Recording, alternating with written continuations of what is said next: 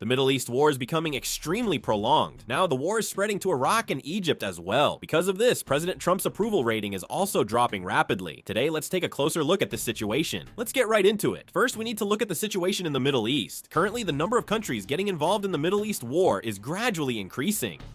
Now, Saudi Arabia is also actively participating in the war. Let's take a closer look at this. On July 29th, Saudi Arabia, together with the United States, launched airstrikes against Iraq. The attacks targeted pro-Iranian militias. As a result, the Houthi rebel commander and over 20 pro-Iranian militia members were killed.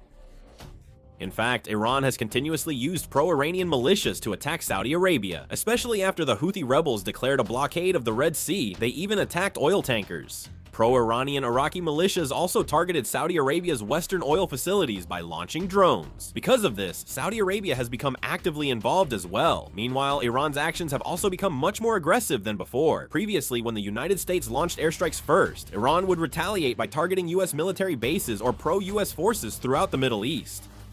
However, starting from July 28, this order began to reverse. Iran started to take the initiative by launching missiles at US military bases without waiting for an attack from the United States. This is being interpreted as an action that shows Iran's determination to shape the course of the battlefield on its own.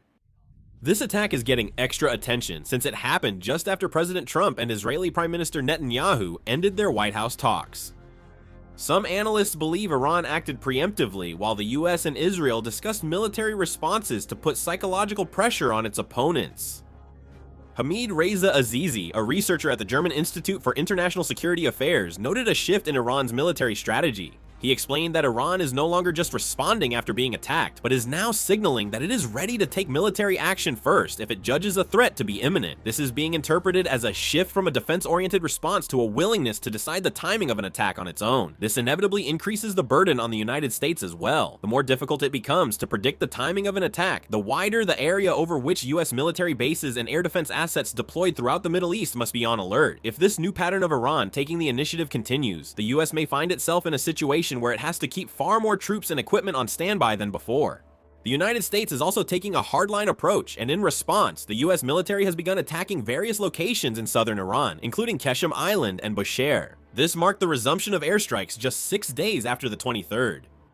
President Trump said it's our turn, signaling strong retaliation against Iran's attacks.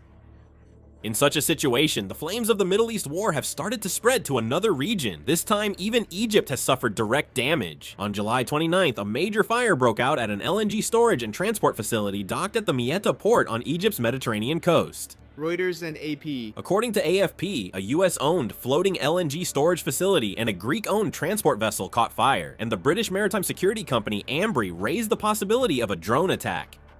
Fortunately, the crew evacuated and the fire was extinguished, but direct damage to an energy facility shocked the international community. The port services company Inchcape also confirmed that 2 gas carriers caught fire at the port of Mieta. According to industry officials, the floating storage facility Energos Winter was damaged first, and then the fire reportedly spread to the nearby gas carrier Gaslog Salem. So far, the ongoing clashes centered around the Gulf region have affected key energy facilities along the Mediterranean coast. It seems that the world's attention is focused on this situation. Meanwhile, President Trump and the United States are facing fewer and fewer options as time goes on, and the upcoming midterm elections in November are becoming the biggest burden. As the war continues, the political burden will increase. If it leads to a full-scale war involving ground troops, there is a high possibility that US military casualties will increase rapidly, and this could directly affect the opinions of American voters. President Trump is also well aware of these risks, so while he wants to apply stronger military pressure, he is hesitant to make a decision. In fact, there are analyses within the US military that say it will be difficult to achieve the war's objectives through airstrikes alone. And because the political burden of choosing a ground war is too great, the United States continues to try to strike a balance between a strong response and a cautious one. The United States isn't entirely isolated. Saudi Arabia is joining military operations against pro-Iranian militias, helping to share the burden with the US. It's still unclear whether the Saudi front alone can significantly change the situation.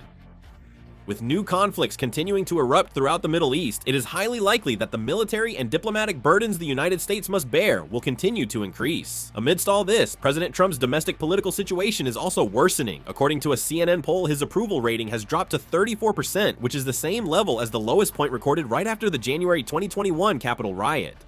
Even more notable is the shift in his main supporters.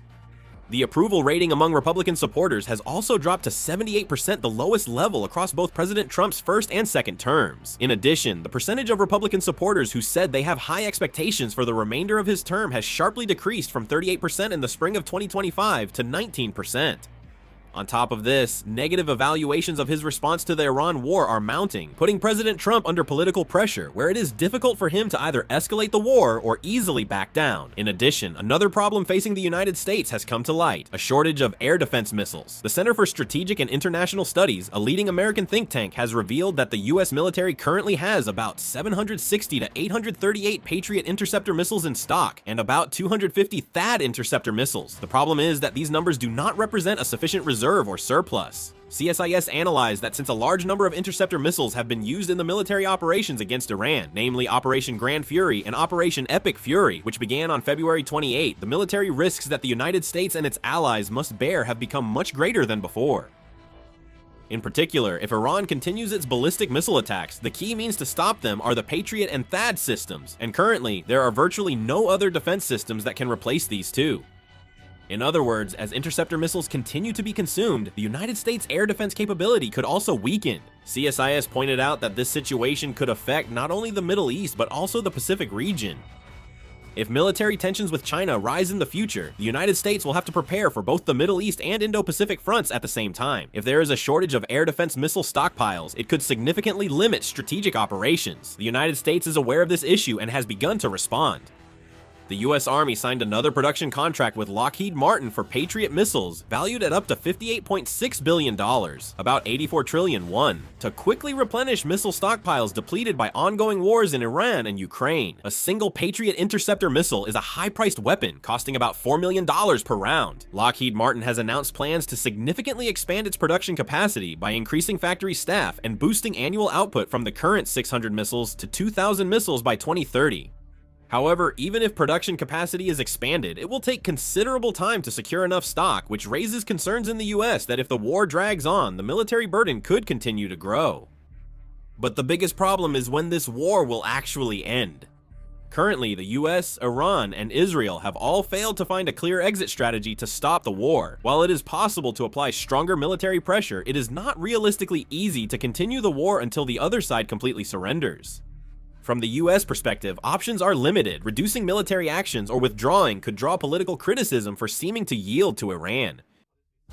Since President Trump has stressed a strong response, if he backs down easily, he could face backlash from his own supporters. On the other hand, if they continue to escalate the attacks, they will have to bear the burden of increased war costs, US military casualties, and international criticism. Iran. It's a situation where backing down is difficult. If they stop responding to the US and Israel, the regime's authority could be weakened internally. Especially since Iran has emphasized standing up to US pressure for a long time, weakening its military response would be a huge political burden domestically. On the other hand, continuing a direct confrontation with the US would also be an economic and military burden. Israel as well is facing similar concerns.